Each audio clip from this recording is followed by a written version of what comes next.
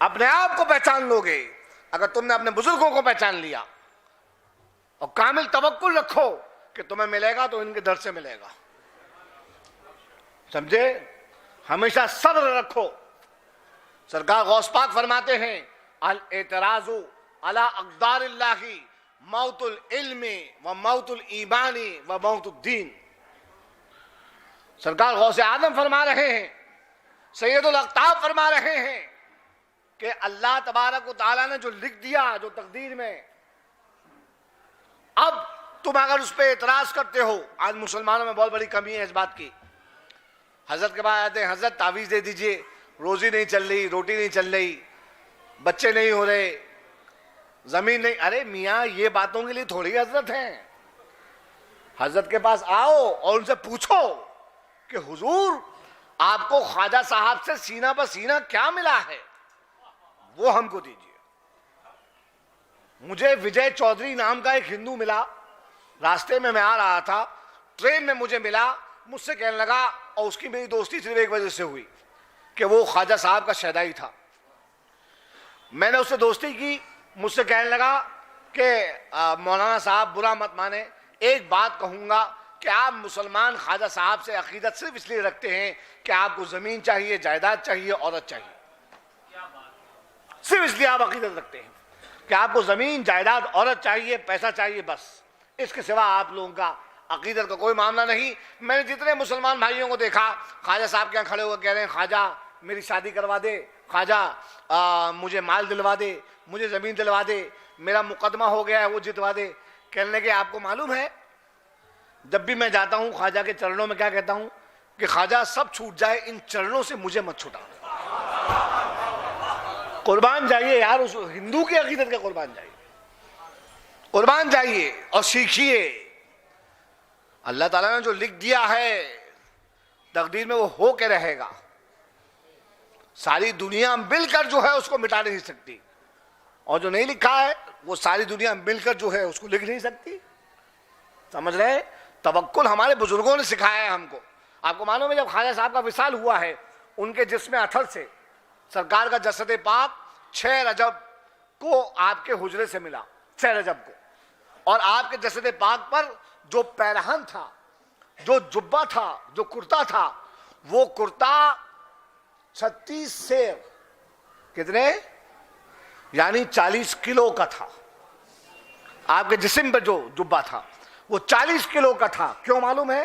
اس لیے نہیں کہ اس پہ زری اور بیل بوٹے جو ہے ٹکے تھے، نہیں، بلکہ اس پہ پیوند اتنے لگے ہوئے تھے، اس پہ پیوند اتنے لگے تھے۔ آج ولایت کا معیار کیا بنا رکھا ہے؟ بڑے جبے قبے والا ہوگا تبھی بڑا پیر ہوگا؟ اللہ اکبر، اللہ اکبر۔ ولیوں کے ولی، ولیوں کے ولی کون؟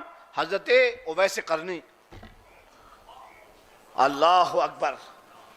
50-60 مرید لے کے نہیں چلتے تھے، بلکہ انہوں نے تو مریدی پیری مریدی سے ہی ہاتھ کھینچ لیا تھا۔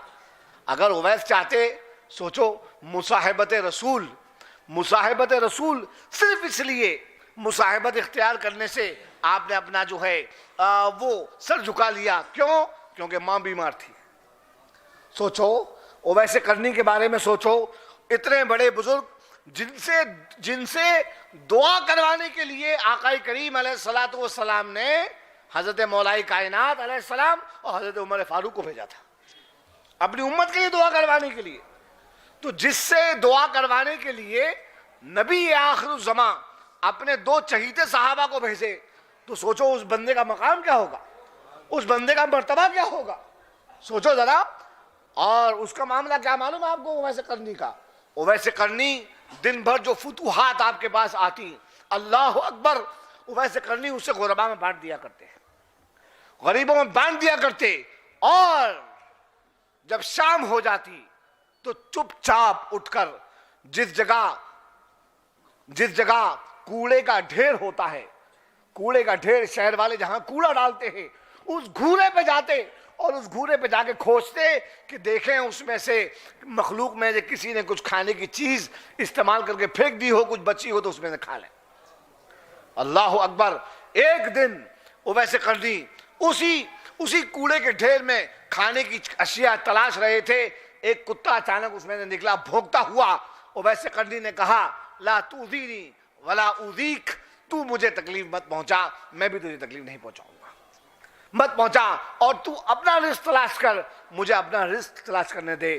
اور اس کے بعد وہ ویسے کرنی نے آسمان کی طرف دیکھا، اور آسمان کی طرف دیکھنے کے بعد کہنے لگے اے کتے سن، قیامت کے دن پل صراط پہ چلتے ہوئے اگر میں سلامتی کے ساتھ پار ہو گیا تب جا کر میں تجھ سے بہتر ہوں گا، اور اگر میں گر گیا دوزخ کی آگ میں تو مجھ سے بہتر ہے، تو مجھ سے بہتر ہے۔ یہ ہے ویسے کرنی، یہ ہے اولیاء کی تعلیمات۔ میرے بھائی، کوئی شخص نہ سمجھے کہ زندگی پرماننٹ ہے اور زندگی ہمیں ہمیشہ زندہ رہنا ہے۔ پتہ نہیں کون سا وقت ہمارا آخری وقت ہو، کون سی سانس ہماری آخری سانس ہو۔ آپ لوگ اللہ کا جتنا شکر ادا کریں اتنا کم ہے کہ آپ کو اللہ تعالیٰ نے ایک بارگاہ عطا فرمائی ہے، آپ کو ایک درگاہ کی خدمت عطا فرمائی ہے، آپ کو ایک سلسلے سے وابستگی عطا کری ہے۔ آپ کو معلوم ہے کتنے لوگ ایسے ہیں جن کو یہ معلوم ہی نہیں ہے کہ ہدایت کسے کہتے ہیں، بے راہ رو ہیں، بالکل کہیں کا کہیں جا رہے ہیں، کچھ کا کچھ کہہ رہے ہیں، اللہ نے ان کی قسمت میں ہدایت نہیں لکھی ہے۔ اللہ تعالیٰ سے دعا کریں اللہ تعالیٰ ان کو بھی ہدایت عطا فرمائے، ان کو بھی کوئی اہل دل سے وابستگی حاصل ہو جائے، کیونکہ میاں آج کا اتنا خطرناک دور ہے، اتنا خطرناک دور ہے، میں نے عرض کیا کہ بھیڑ کی کھال میں بھیڑیے پھر رہے ہیں۔ کون کس وقت ایمان کا سودا کس کے ہاتھ پہ کر دے اور ایمان کی چڑیا ہاتھ سے کب اڑ جائے یہ پتہ نہیں چل پاتا۔ حضرات گرامی، بہتری اسی میں ہے جو میرے بزرگوں نے وصیت مجھے کری ہے، میں آپ حضرات کے سامنے اس کو وہ گزارش میں آپ کے سامنے پیش کر رہا ہوں کہ بہتری اسی میں ہے۔ اس زمانے میں اگر تمہیں ہدایت کے راستے پہ رہنا ہے تو شریعت میں امام اعظم، شریعت میں یہاں پہ علماء دانشور موجود ہیں، میرے اس قول سے کوئی یہ نہ سمجھے کہ میں جمود کا قائل ہوں، میں جمود کا قائل نہیں ہوں، لیکن ہاں چند معاملات ایسے ہیں جن میں ہمیں رجڈ رہنا پڑے گا، جن میں ہمیں تسلب برتنا پڑے گا۔ ہمارے بزرگوں نے کیا فرمایا؟ بزرگوں نے فرمایا شریعت میں امام اعظم، طریقت میں غوث اعظم اور خواجہ اعظم، جس سے بھی تم بیٹھو، سمجھے؟ بس، اور ان کے علاوہ سب کا احترام، اپنے پیر کو چھوڑے مت اور دوسرے پیر کو چھیڑے مت، اپنی نسبت آگے بڑھائے جا۔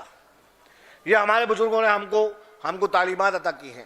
حضرات گرامی، اللہ تعالیٰ کی بارگاہ میں میری دعا ہے کہ اللہ رب العزت اس عرس پاک کے صدقے و طفیل حضرت مخدوم رودولوی کا ہمیں خوب فیض عطا فرمائے، اور خواجہ تاشان سلسلہ عالیہ چشتیہ کا خوب فیض ہم کو حاصل ہو۔ حضرات، آپ لوگ اپنے آل اولاد کو یہ تعلیم دیں اور حضرت نیر میاں صاحب کے بعد لے کے آئیں اور ان کے بارگاہ میں لا کے ان سے جوڑیں اور بتلوائیں ان کو کہ کس طریقے سے خواجہ تاشان سلسلہ عالیہ چشتیہ نے جو ہے ہندوستان میں دین اسلام کی خدمت کی ہے۔ اپنے بچوں کو بزرگوں سے شناسائی کروانا بہت ضروری ہے۔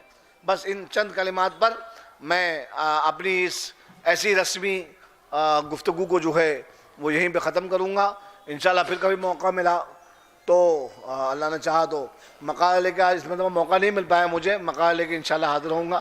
اللہ تبارک و تعالی ہماری اور آپ کی اس حاضری کو قبول فرمائے، اور اللہ ہماری غلامی کو سرکار خواجہ کے ساتھ مستحکم رکھے اس دنیا میں بھی، اور اللہ ہمارا حشر خواجہ کے قدموں میں کرے، اور ہمارے آنے والی نسلیں اسی طرح باوفا رہیں خواجہ صاحب کی جس طرح سے آج ہم سرکار کے وفادار ہیں۔ وآخر دعوانا ان الحمدللہ رب العالمین۔ السلام علیکم ورحمۃ اللہ تعالی وبرکاتہ۔